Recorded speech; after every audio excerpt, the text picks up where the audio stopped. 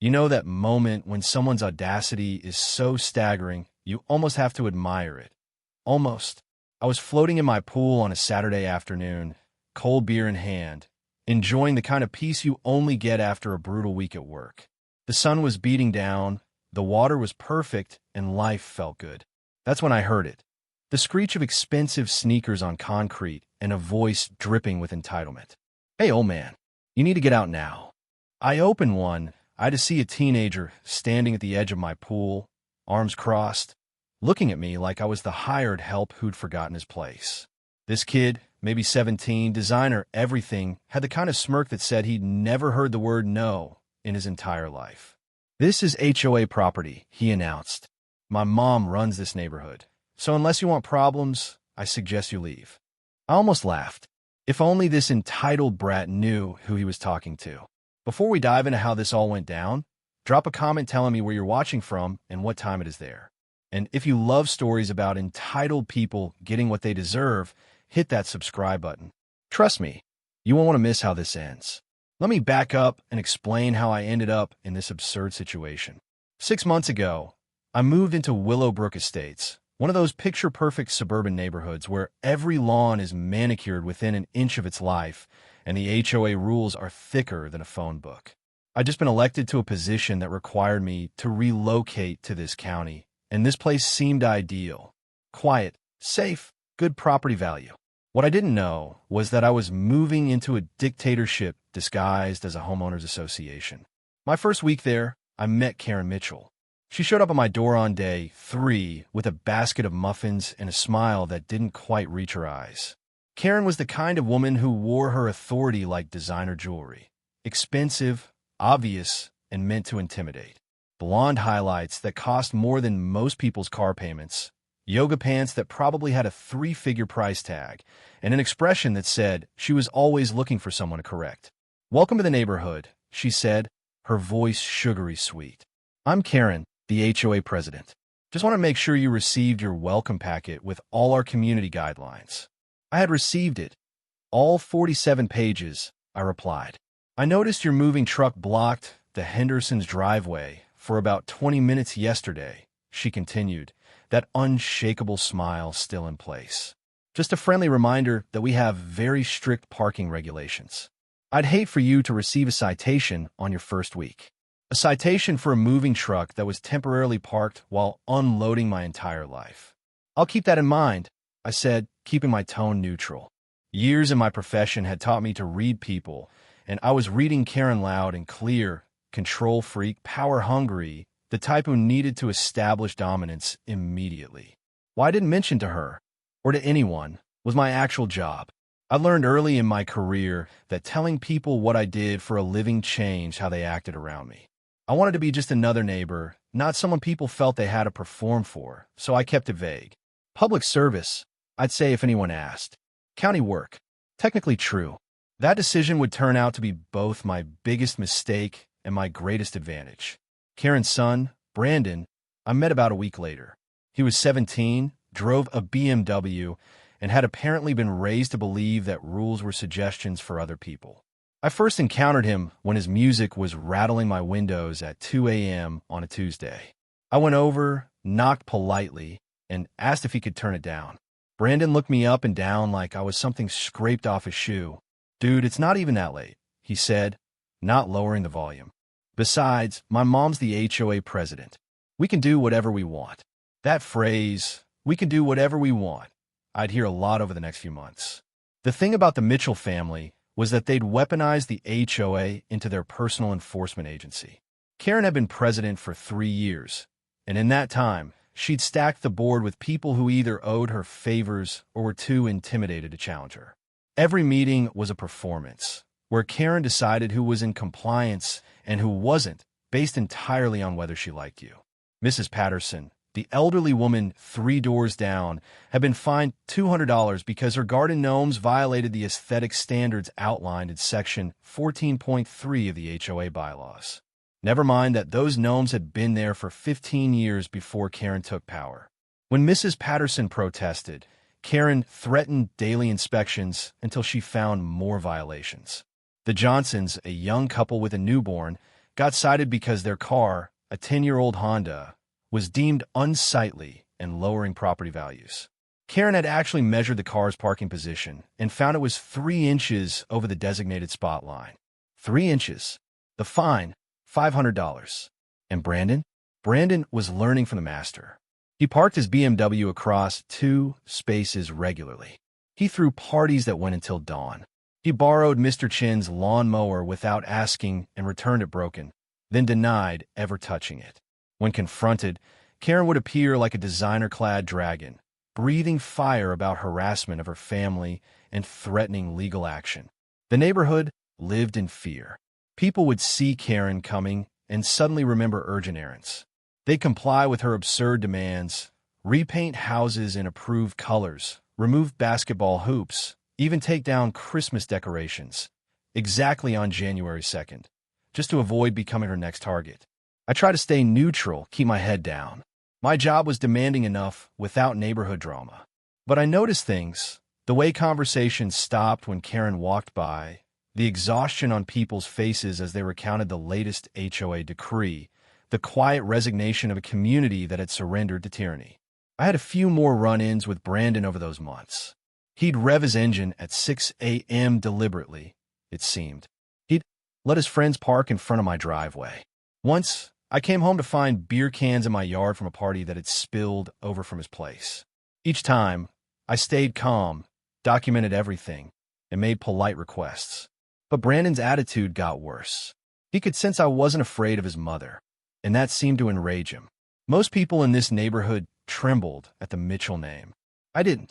That made me a problem. Karen tried different tactics with me.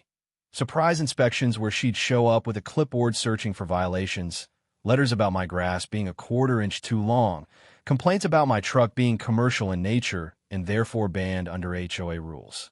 I complied when the rules were legitimate, ignored her when they weren't, and I never, not once, told her what I actually did for a living. That restraint would prove very valuable. By month 6, I'd seen enough. The Mitchells weren't just annoying. They were operating what amounted to a protection racket. Comply with Karen's whims or face endless harassment and fines. Let Brandon do whatever he wanted, or Karen would find a way to make your life miserable. What they didn't know was that I'd been collecting evidence the whole time, photos, videos, documented incidents, witness statements that people gave me privately, too afraid to speak publicly. I wasn't just a neighbor anymore. I was building a case. And then came that Saturday, that beautiful, peaceful Saturday when Brandon decided to escalate from nuisance to direct confrontation. When he stood at my pool on my property, and ordered me to leave, that's when I knew it was time to stop being quiet. So there I was, still floating in my pool, looking up at this kid who genuinely believed he had authority over me. Brandon Mitchell stood there in his $200 sneakers, smirking like he just delivered a devastating blow. "I'm not leaving," I said calmly, taking another sip of my beer. "Because this is my property, my pool, my house." Brandon's smirk faltered for half a second before returning even stronger. "No, it's not. This whole section is HOA community property. My mom showed me the maps." I couldn't help it. I laughed, not a polite chuckle, but a genuine laugh that echoed across the water. "Son, I don't know what maps your mother showed you, but I've got the property deed that says otherwise. This is private property. You're trespassing." His face flushed red. Brandon wasn't used to people standing up to him, and certainly not with laughter. "You're lying," my mom said. "Your mom is wrong." I interrupted, still maintaining that calm tone. Years of dealing with difficult people had taught me that staying cool was the best way to make someone lose theirs. "Now, I'm going to ask you nicely one time. Please leave my property. You cannot tell me what to do." Brandon's voice cracked slightly, the teenage fury breaking through. "Do you know who my family is? We run this place." I paddled to the edge of the pool, sat down my beer, and looked him straight in the eye. "I know exactly who your family is, and I'm still telling you to leave right now." For a moment, I thought he might actually listen. His bravado wavered, and something like uncertainty flickered across his face. But then his phone was out, fingers jabbed at the screen urgently. "You're done," he hissed. "My mom is going to destroy you." "I'll wait," I said, settling back into the water. Karen arrived in less than 5 minutes, which told me she'd been nearby, probably doing her weekend patrol of the neighborhood, scanning for violations to cite. She came through my side gate like a hurricane in Lululemon, her face already set in that familiar expression of righteous fury I'd seen deployed on so many neighbors. "What is going on here?" she demanded. Not to Brandon, but to me, as if I were the problem. "Your son trespassed on my property and ordered me to leave my own pool." I explained, still floating, still calm. "I've asked him to leave. Now I'm asking you both to leave." Karen's eyes narrowed. She pulled out her phone and began scrolling through something. According to the HOA property maps, this area is designated as community recreational space. "You're actually the one trespassing." I couldn't believe what I was hearing. She was doubling down on the lie. "Karen, you and I both know that's not true. I have the property deed, the survey, the permits. This is private property. It's been private property since the house was built. I don't care what fake documents you have," she snapped, her voice taking on that sharp edge that had cowed so many neighbors. "The HOA owns this land. I have the documentation right here." She thrust her phone at me, showing what appeared to be some kind of property map.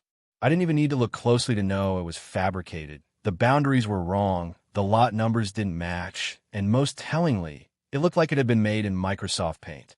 "That's not a legal document," I said.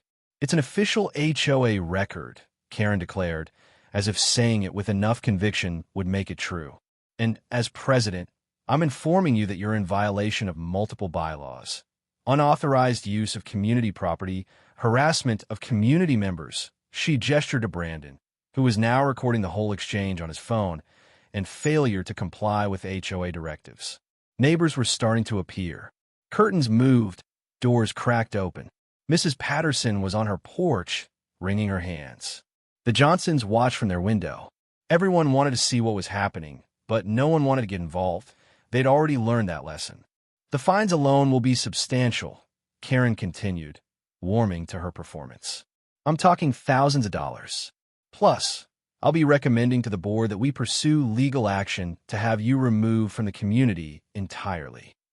"For using my own pool," I said flatly. "For violating community standards and showing complete disregard for our rules," she insisted.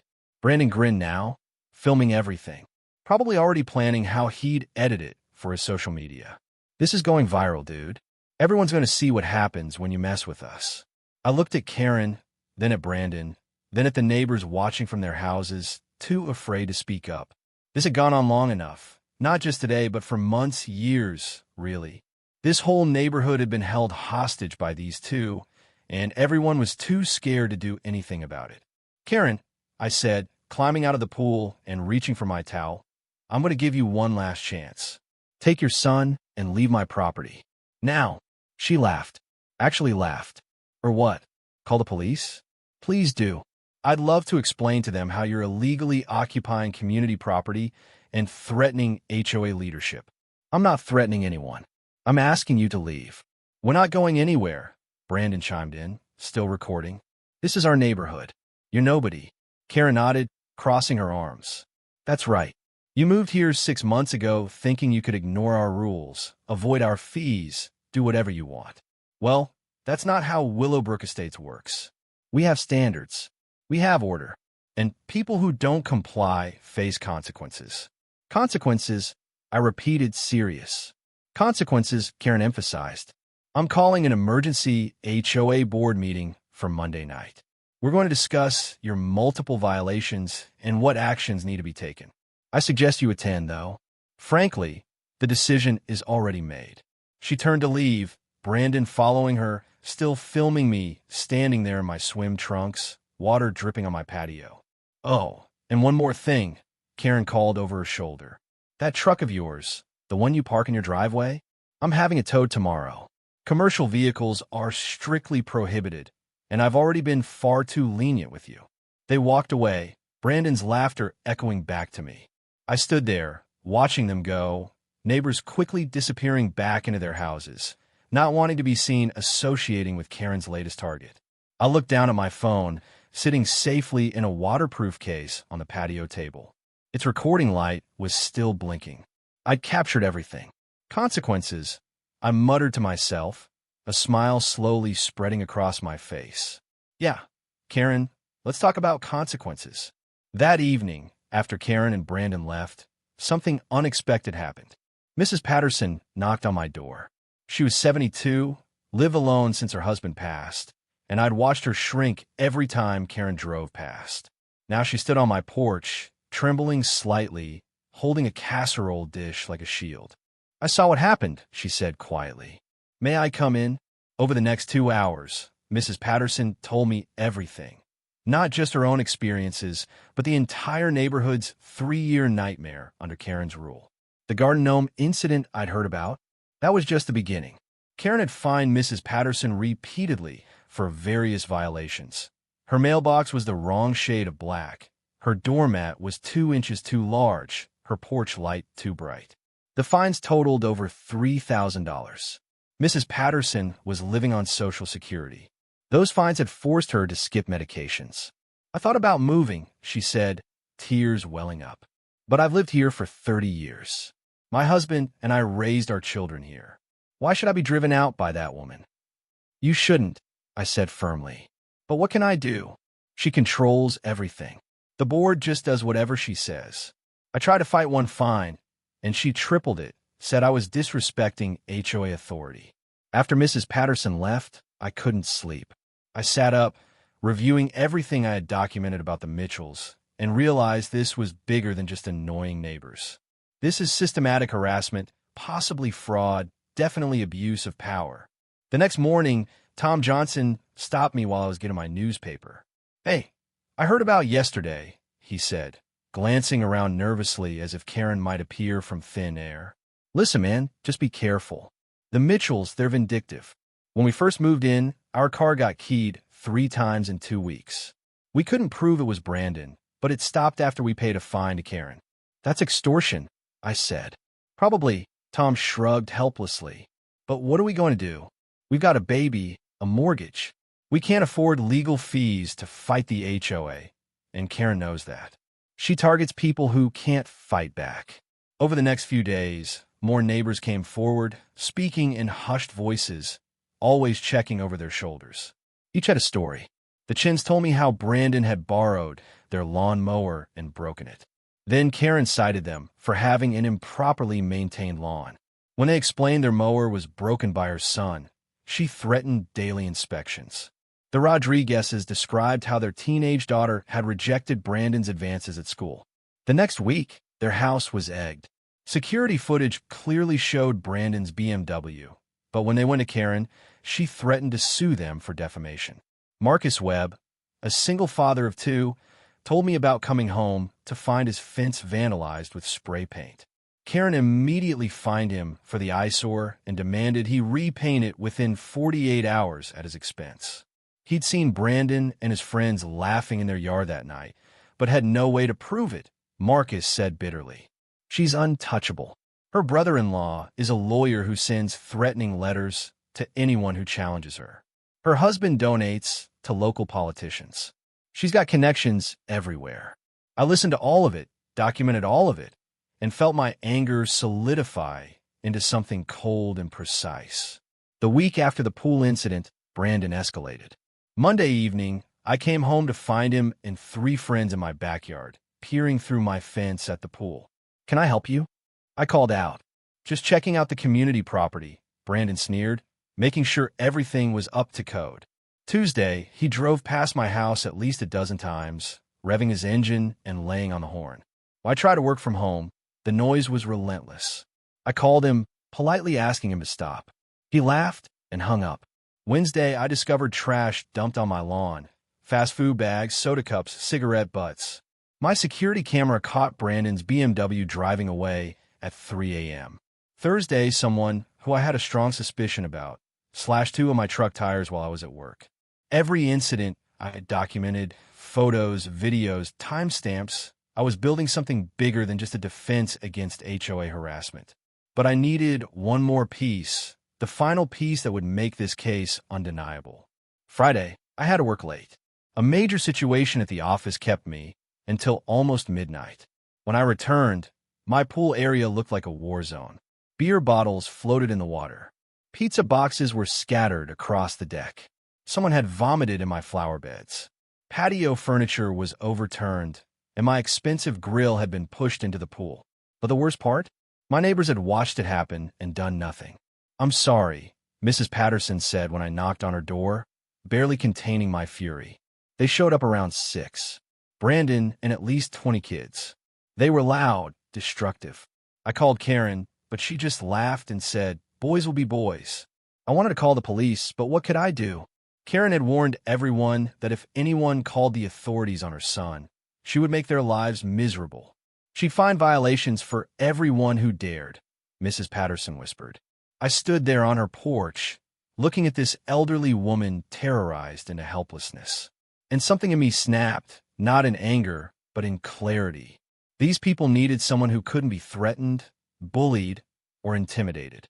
Someone with real authority that superseded Karen's manufactured power. "Mrs. Patterson," I said calmly, "how would you feel about testifying to everything you've just told me?" I couldn't. "Karen would," she trailed off. "What if I told you that Karen can't touch you? That none of her threats mean anything?" I asked, smiling. "Because on Monday night, at that emergency HOA meeting, Karen would get a proper introduction. And trust me, she wasn't going to like it." Saturday morning, I filed formal reports, not with the HOA, but with my own office.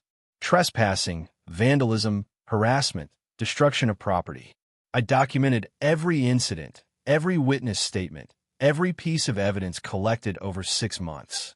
Then I made calls to the county attorney's office, the state HOA regulatory board, and a few colleagues specializing in civil rights violations.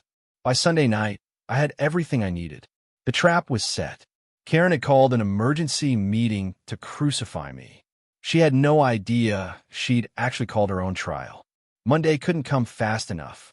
Monday evening arrived with a tension you could slice with a knife. The emergency HOA meeting was set for 7 o'clock at the community center, and by 6:30, the parking lot was full. Karen had done her homework. Flyers had gone out over the weekend, emails blasted to the neighborhood, social media posts painting me as a dangerous renegade threatening Willowbrook Estate's property values. I arrived exactly at 7, wearing jeans and a simple button-down shirt. Nothing fancy, nothing giving away what was coming. I carried a leather folder under my arm, packed with documents that would change everything. But to anyone watching, I just looked like a slightly nervous homeowner about to face judgment. The community center was packed. Every chair taken, people lined the walls, dozens of eyes on me as I walked in. The energy in the room was electric, not supportive, but ravenous. Karen had turned this into entertainment. A public execution where the neighborhood could watch someone get destroyed for daring to challenge her authority. Karen sat at the head table with 4 board members, all looking distinctly uncomfortable. She dressed for the occasion in a power suit probably worth more than most people's monthly mortgage. Hair perfect, makeup camera ready. Brandon sat in the front row, smirking, phone already out and recording. "Good. You decided to show up," Karen announced as I entered, her voice carrying across the room. "We can begin." She stood, and the room fell silent. "Thank you all for coming on such short notice," she began, voice dripping with fake concern. "I've called this emergency meeting because we have a serious situation threatening the safety, security, and integrity of our community. As you all know, our rules are designed to protect property values and maintain the standard of living we expect in Willowbrook Estates." She clicked a button. A projector screen lit up with photos of my house, my truck, and me, captured standing by my pool. "This man," she continued, pointing at me like I was evidence in a criminal trial, "moved into our community 6 months ago and has shown nothing but contempt for our rules. He parks commercial vehicles in violation of Section 4.2, refuses to maintain his property to community standards, has been hostile to community leadership, and most seriously, illegally occupies HOA common property." Murmurs rippled through the crowd. Mrs. Patterson in the back looked terrified. The Johnsons' jaw clenched. Marcus Webb stood by the door, arms crossed, watching closely. Last Saturday, Karen's voice rose dramatically. This man verbally assaulted my minor son. When Brandon politely asked him to vacate community property, he became aggressive, threatening, and showed complete disregard for HOA authority. She clicked again. Screenshots from Brandon's phone video, carefully edited, appeared. Clips of me saying, "I'm telling you to leave," without context. Me climbing out of the pool, looking vaguely threatening. My face captured in a moment that could be interpreted as anger. Brandon appeared genuinely unsafe. Karen placed a protective hand on his shoulder. And that's why we must act. We cannot have someone in our community who threatens children, occupies property that isn't theirs, and blatantly disrespects the rules we agreed to follow. The board members nodded in unison like bobbleheads. "I'd like to call Brandon Mitchell to speak about his experience," Karen announced. Brandon stood, playing the traumatized victim perfectly. "Yeah, so I was just walking through the neighborhood on Saturday, right? I saw this guy in the pool by Oak Street. I know that's community property because my mom showed me the maps. I politely asked him if he knew this was HOA property. He paused for effect, got aggressive immediately, started yelling, telling me to get lost, using language I probably shouldn't repeat. I felt threatened, so I called my mom. When she got there, he got even worse. He actually threatened to call the police on us. On us. When he's the one trespassing. I had to admire the performance. The kid had learned from the best. Half-truths mixed with total fabrications, delivered with enough conviction that the uninformed might believe it. "Thank you, Brandon," Karen said, patting him on the shoulder. "I know that was difficult to relive." Turning to the crowd, she continued, "Since that incident, this man has continued to harass my family. He's made threatening phone calls, surveilled our home. My son is afraid to walk through his own neighborhood." More murmurs. Some neighbors actually nodded, buying into her story. "The board and I have discussed this extensively," Karen went on. "This level of violation cannot be tolerated. I recommend immediate fines totaling $15,000 for multiple violations, removal of the commercial vehicle, and if compliance is not achieved within 30 days, legal action to force the sale of the property and removal from the community." $15,000. She actually said it. The room erupted in whispers. "This isn't about being vindictive," Karen added, voice dripping with false reasonableness. "This is about protecting all of you. If we let one person ignore our rules, harass our families, and occupy property illegally, what's next? Where does it end? We have standards for a reason." She looked straight at me, eyes gleaming with triumph. "This man has shown no respect for authority, no respect for rules, and no respect for this community. He needs to go." The room went silent. This was the moment she'd been building toward. The public humiliation, the total victory. "Does the accused have anything to say in his defense?" Karen asked, making it sound like even letting me speak was an act of huge generosity. I stood slowly, picked up my folder. Every eye in the room was on me. Karen's smile was smug. Brandon was recording, probably already drafting the viral clip. HOA president destroys rule-breaking neighbor at meeting. "Actually," I said calmly, "I do have a few things to say." "Make it quick," Karen snapped. "We've heard enough." I walked to the front. Karen reluctantly stepped aside, annoyed I was taking up space at her tribunal. "First," I said, opening my folder and pulling out a document, "let's address the property issue. Karen claims I'm occupying HOA common property. Interesting, because here's my property deed, registered with the county, showing that 742 Oak Street and every surrounding parcel, including the pool, is private property. Always has been. I held the deed up so everyone could see the county seal. Here's the original survey. Here's the plot map from the county registrar."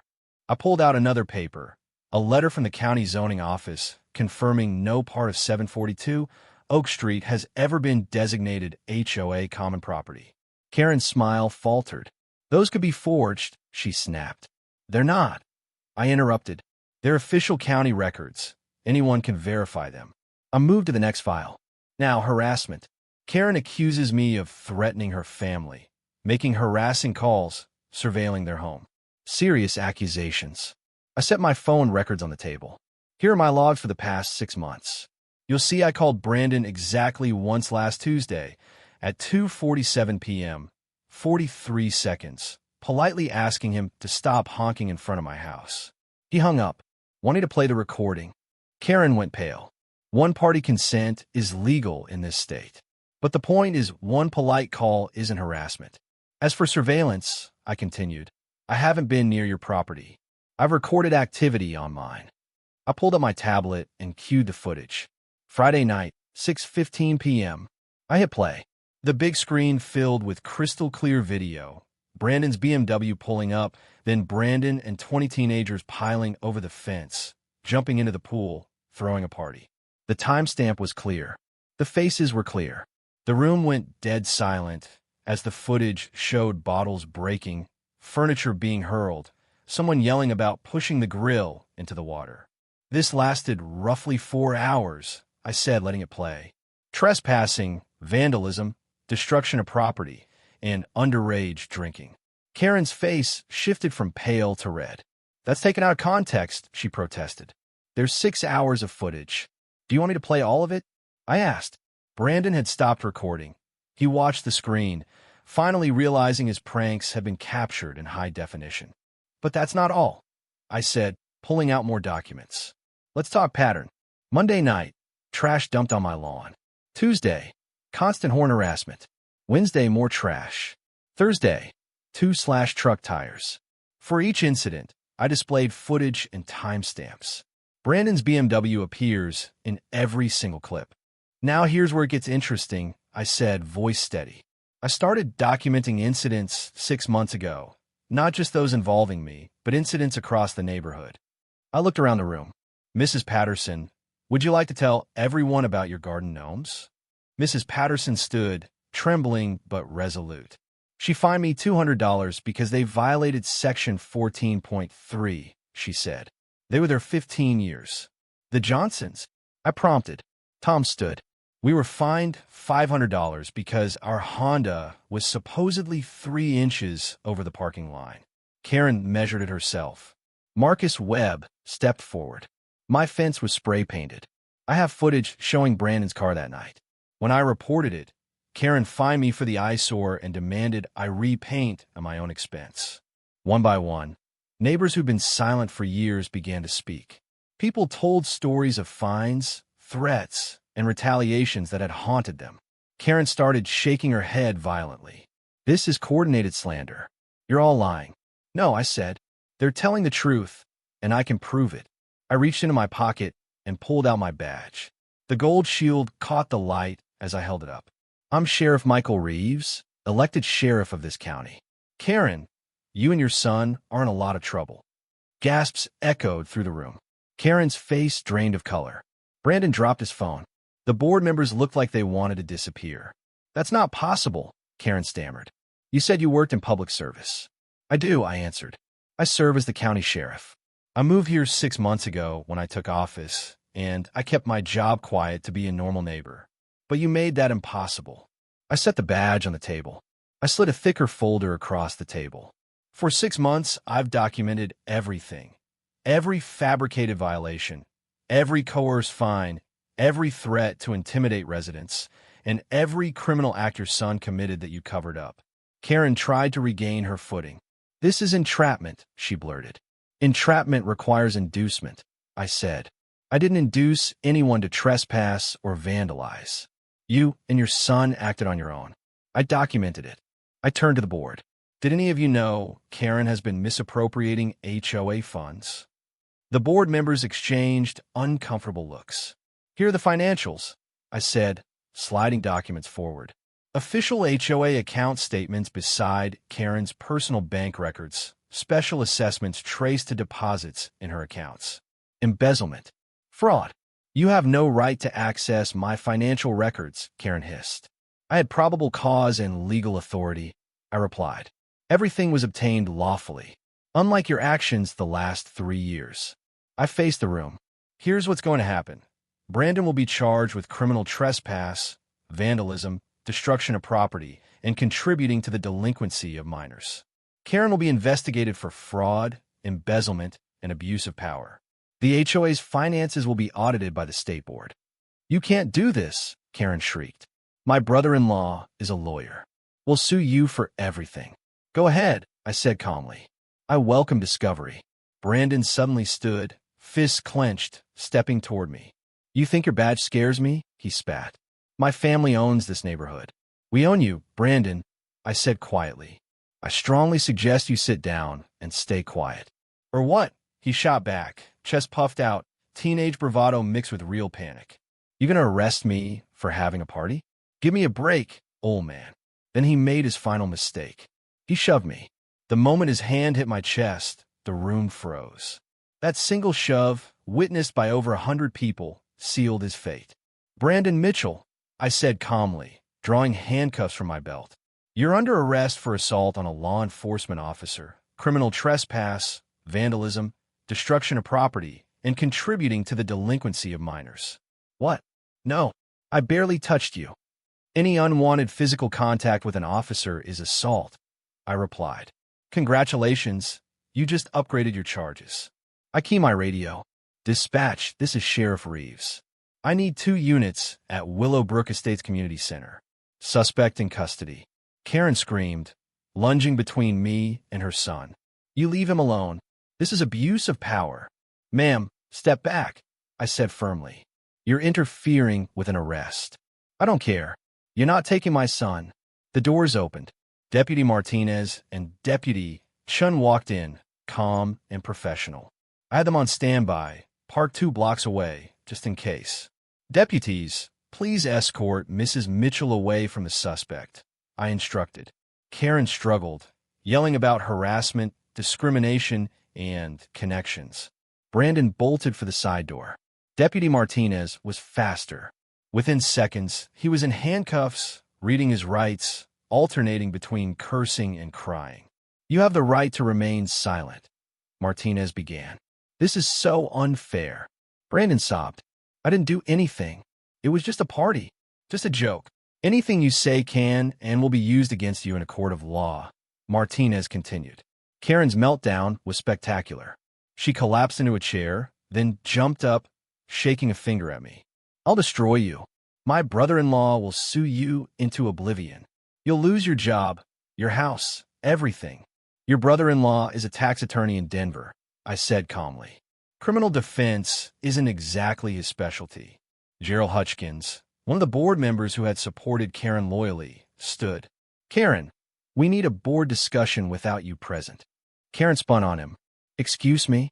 If what the sheriff says is true, Gerald continued quietly, and you've misappropriated funds, the board needs to address this immediately. You threatened my wife last month, telling her we'd be cited if I didn't vote your way on the fence amendment. I went along because I was scared. I'm done being scared. Another board member spoke. She threatened to report our insurance over renovations if we didn't support her assessment increases. Another added, she's been doctoring financial reports. I questioned a discrepancy once, and she threatened to notify my business clients over fake violations. The dam had broken. Years of intimidation and fear poured out. Karen looked around wildly, realizing her empire was collapsing. You're all traitors. After everything I've done for this community, you turn on me. 3 years, Mrs. Patterson said, standing tall, her voice stronger than I'd ever heard. 3 years you've bullied us, threatened us, stolen from us. It's over, Karen. We're done. The room erupted. Voices overlapped. Stories of abuse poured out. Fear had turned into anger, relief, solidarity. Deputy Chun escorted Brandon out, his head hanging low, Karen screaming after him. Don't say anything. Don't talk to them. We'll get a lawyer. Ma'am, you need to calm down, Martinez said. Don't tell me to calm down. Do you know who I am? Yes, ma'am. You're someone about to be arrested for obstruction if you don't step back. Karen finally realized the gravity of her situation. You can't prove this financial stuff. Those records could be from anywhere. They're from your bank, obtained with a warrant based on probable cause. Your signatures are on the withdrawal slips, your fingerprints on the falsified reports. You left a trail a mile wide, I said. This is a witch hunt, she shouted weakly. No, I corrected. This is accountability, something you've never experienced. Gerald stood. I call for an emergency vote. All in favor of removing Karen Mitchell, as HOA president. Every hand went up. Motion passed unanimously. Karen, you're removed effective immediately. Full audit and law enforcement cooperation will follow. She stood, hair slightly disheveled, power suit no longer intimidating. 3 years of tyranny ended in under an hour. This isn't over, she said hollowly. Actually, it is, I said. Deputies escort Mrs. Mitchell out. As they led her away, she turned back. I'll sue all of you. Go ahead, I called after her. Discovery should be interesting. Silence. Then applause began. Tom Johnson, Mrs. Patterson, Marcus Webb. Soon the entire community center was cheering. Thank you, Mrs. Patterson, I said. Thank you for standing up for us. You all stood up for yourselves, I corrected. I just gave you the opportunity. Gerald approached. Sheriff, the board wants to apologize. We should have stopped her years ago. We were cowards. You were victims, I said. But now you have a chance to make it right. To build an HOA that actually serves the community. We will, Gerald promised. Full community meeting tomorrow. New elections, new bylaws. Neighbors shared additional evidence and stories over the next hour. The prosecutor's office would have a field day. Marcus Webb asked quietly, Sheriff, why wait? You could have stopped this months ago. I could have, I admitted, but I needed an airtight case. One incident could be explained away, but a pattern spanning months, witnessed by dozens, documented with overwhelming evidence? That's undeniable. I wanted justice that stuck. 3 weeks later, I stood in the courthouse watching Brandon Mitchell face consequences for the first time. The judge was unsympathetic. Mr. Mitchell, you've shown a pattern of behavior that suggests you believe yourself above the law. Trespassing, vandalism, destruction of property, assault on a law enforcement officer. These are not pranks. They are crimes with real victims and consequences. Brandon, wearing a suit his mother had bought for court, looked smaller. Arrogance gone. Reality had caught up. I'm sentencing you to 200 hours community service, 18 months probation, and full restitution, approximately $12,000. You'll also attend counseling and an anger management program. Karen sat in the gallery, her face a mask of controlled fury. She showed up with her brother-in-law, the tax attorney, who wisely advised her to stay quiet.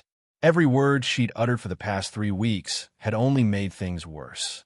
Brandon's criminal case was just the beginning. The state HOA regulatory board launched a full investigation into Karen's management. The audit revealed over $40,000 in misappropriated funds across 3 years. Fake fines that went in her pocket, assessment increases never properly voted on, and vendor contracts awarded to non-existent companies with accounts in her name. Civil suits started rolling in immediately. Mrs. Patterson sued for $3,000 in fraudulent fines, plus emotional distress. The Johnsons filed, the Chins filed, Marcus Webb filed. Eventually, 17 families joined a class action lawsuit against Karen Mitchell personally and the old HOA board for negligence. Here's where it got interesting. Remember how Karen used to brag about her connections? One of the neighbors she'd terrorized, David Rodriguez, was an attorney specializing in civil rights and HOA abuse. He'd moved to Willowbrook Estates to escape work stress, only to find himself living under Karen's thumb. Now, he was representing every victim pro bono. I've been documenting her behavior for 2 years, David said over coffee one morning. I was building my case, but waiting for the right moment. When you revealed yourself at that meeting, I knew the time had come. Between your evidence and mine, Karen doesn't stand a chance. The Mitchell house went up for sale 6 weeks later. No open house, no HOA-approved signage, quiet, almost shameful. They were leaving before the civil cases went to trial, though judgments would still follow. I saw Karen once more before they left. She was loading boxes into a moving truck, and our eyes met across the street. For a moment, I thought she might speak, an apology or one last threat, but she looked away and kept loading boxes. Brandon?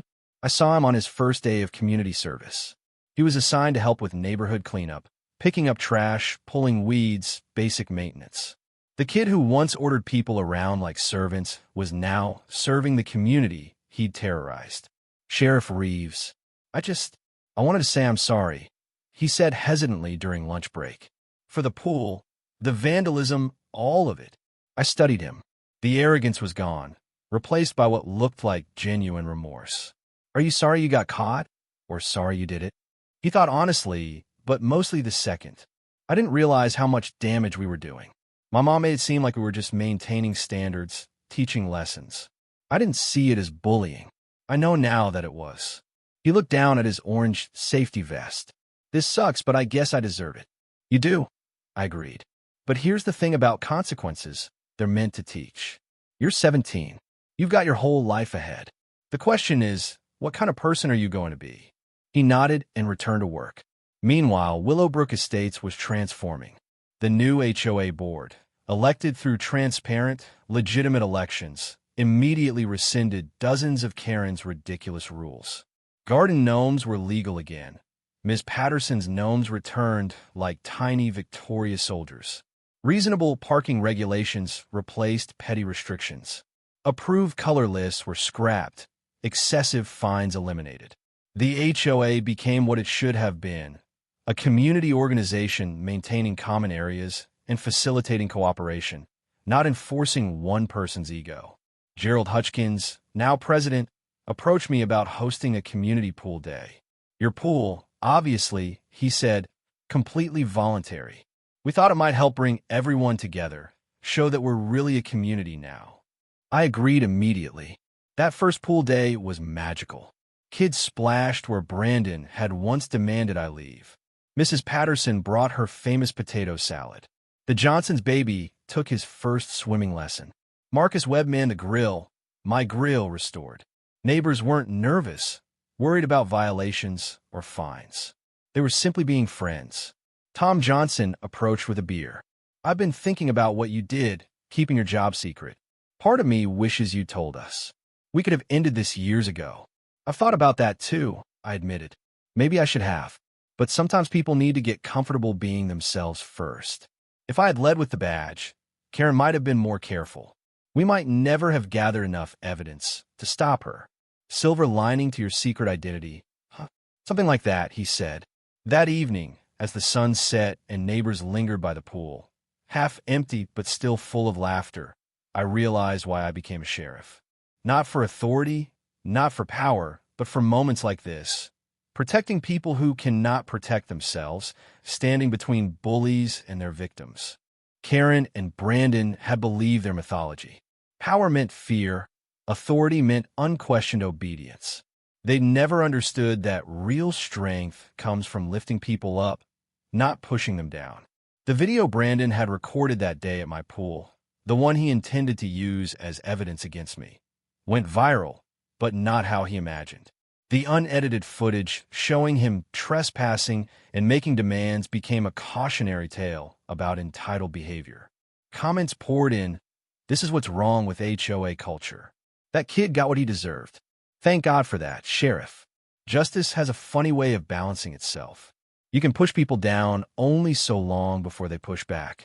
Abuse power only until someone with real power notices. Rule through fear only until someone fearless arrives. 6 months after the chaotic HOA meeting, Willowbrook Estates thrived. Property values increased because people wanted to live in a community that stood up to tyranny. HOA budgets were transparent and published quarterly. Board meetings were collaborative, not dictatorial. And me? I was just another neighbor. People waved when I mowed my lawn. They borrowed tools, returned them, invited me to barbecues. Not because I was sheriff, but because I was part of the community. Here's what I learned. Bullies, whether in a schoolyard or running an HOA, survive on one thing: silence. Karen and Brandon ruled Willowbrook Estates for 3 years, not because they were powerful, but because everyone else felt powerless. The moment people found their voices, the tyranny ended. You don't need a badge to stand up for what's right. You don't need authority to refuse to be bullied. You need courage, the courage to document abuse, speak truth, and stand with others who are suffering. Change doesn't happen because one hero saves the day. It happens because ordinary people decide they've had enough. If you live under someone's thumb, an HOA tyrant, a workplace bully, anyone abusing power, Know this: their power is an illusion. It exists only as long as you believe in it. The moment you stop being afraid, the moment you stand up and say, "No more," everything changes. Drop a comment. Have you ever dealt with an HOA nightmare or someone abusing their power? How did you handle it? And if stories like this remind you that justice is possible, hit subscribe. Standing up to bullies, that's a story worth sharing. Karma doesn't always arrive on schedule, but when it does, it's absolutely beautiful.